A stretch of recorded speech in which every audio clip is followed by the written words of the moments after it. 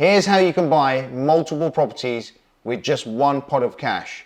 I want everyone to be taking notes because I'll be going through breaking down how you can build your own property portfolio with just one pot of cash.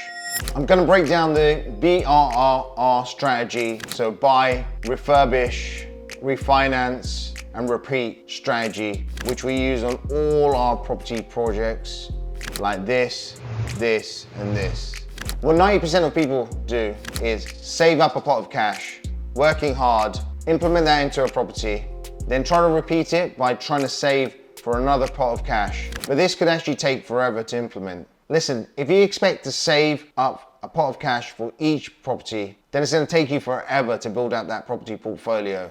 Now, if you're looking to implement this in the areas that we operate, down south, on the outskirts of London, where we've actually amassed over 600 tenants that we manage in-house, you're going to need a pot of around about £150,000. If you don't have that money, then what you can do is start moving up north, and the further north you go, that pot will actually reduce and allow you to actually implement this strategy a lot quicker. So the first step is actually purchasing the property. Majority of people we know make money purchasing the property at the start, trying to get it below what the market value is, and understanding that that property is something where they can add value to, where they can actually increase the floor plan and they actually increase the end value of the property. Now you'll find out whether it's below market value by using simple tools such as Rightmove sold prices, where you can put in the road that you're looking at, look at comparables on neighboring roads, and you'll be able to work out whether that property is below the market value, and when you come to refinance, you'll be able to get a significant uplift.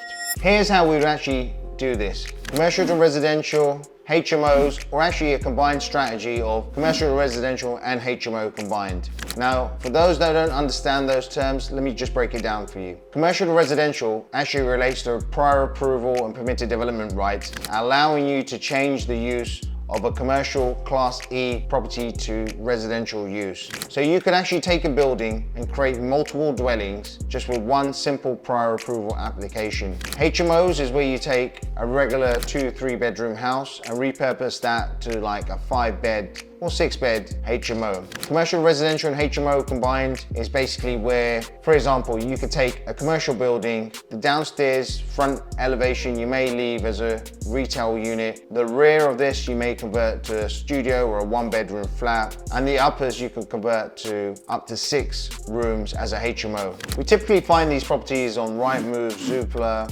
Rightmove Commercial, Zoopla Commercial, even Estate Gazette, as well as our local contacts within agencies and commercial agents. Now here's what we typically look at. Trying to take a building where we can double the value of that building. For example, I'll give you this site in Burnham, which we actually purchased for £305,000. We spent £120,000 on the build. We ended up achieving 1 retail unit, 1 studio flat, 1 1-bed flat, and 1 2-bed flat. The actual end value was £750,000. This basically allowed us to pull all our money back out, plus an additional £68,000. I'll run through the numbers here. So the most important aspect here is actually having a look at the floor plans, seeing where you can actually utilize that floor plan to actually achieve the most from a property. With commercial premises, they're actually broken down quite simply into zones. So you typically have like A, B, and C. In some cases, you have D. A being the most valuable, B being the next, C being quite low value, and then you actually have a D which could be close to 0 or even 0. So C would be, say, your average convenience store, the storeroom right at the end. So that storeroom is not really worth anything because you don't really get footfall there. The clients that actually enter from the front don't really see that area. Even if you had to remove C from the retail premises, it wouldn't actually lead to a massive drop in rents. So wouldn't it make sense to actually repurpose that C and D areas and actually change it to something where you'll get a high return per square foot, such as residential use? Now, before we move on, there's one thing I need to point out, and a lot of people make this mistake. You can't actually implement the BRRR strategy with a mortgage. A mortgage is typically a 25-year loan, and you tend to have an element where you're actually fixed in. You also have informed the lender your intention is to rent the premises out rather than renovate. If you do actually carry out works and you haven't informed the lender, it will be considered a breach of your mortgage terms and mortgage fraud. So a mortgage is typically a long-term loan in terms of the fact that it's there for 25 years. But what we need in this instance is a short-term loan. I'm referring to bridging finance, also known as short-term loans and development loans. So this loan is actually priced higher than what you would pay for a mortgage, but the reason it's higher because you've informed the lender that you're going to be carrying out works to the premises. This carries an element of risk which the lender needs to factor in, and this is reflected in the rate that you pay. But what you need to actually look at is how long it's actually going to take you to do these works. If it's only going to take you between 4 to 6 months, factor that in. Don't actually look at the short-term loan over 12 months, but look at it over that 4 to 6 months. And then you'll be exiting back onto a buy-to-let mortgage where the rates will be a lot lower. When you're close to finishing works, contact your broker. The broker will give you several options on how you can exit the short-term bridging loan.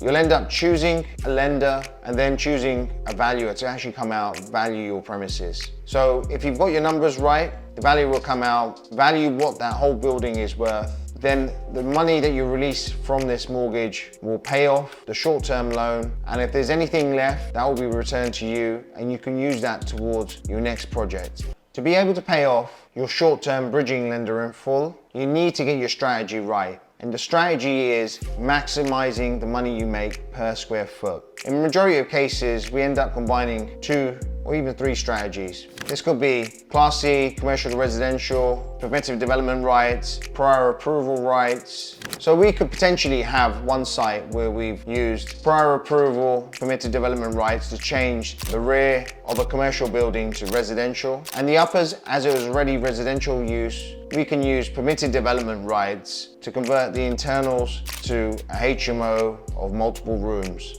So for example, even the office where we're sitting right now, we've used multiple strategies here. So we've got HMOs, and we had the option to implement commercial to residential on the rear of each of the premises.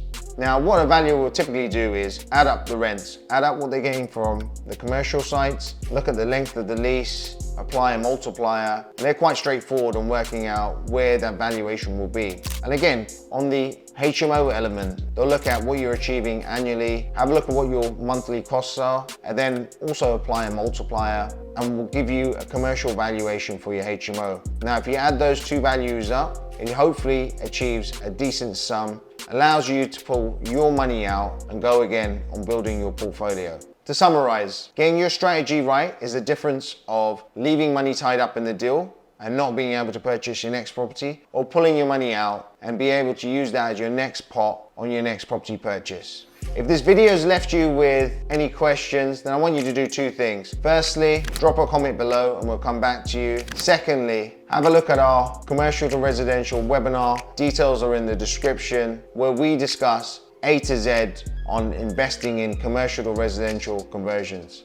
So if you want to find your next deal, then I've got the perfect video for you. Click on this video here where we discuss on how you can find the right deal on Rightmove.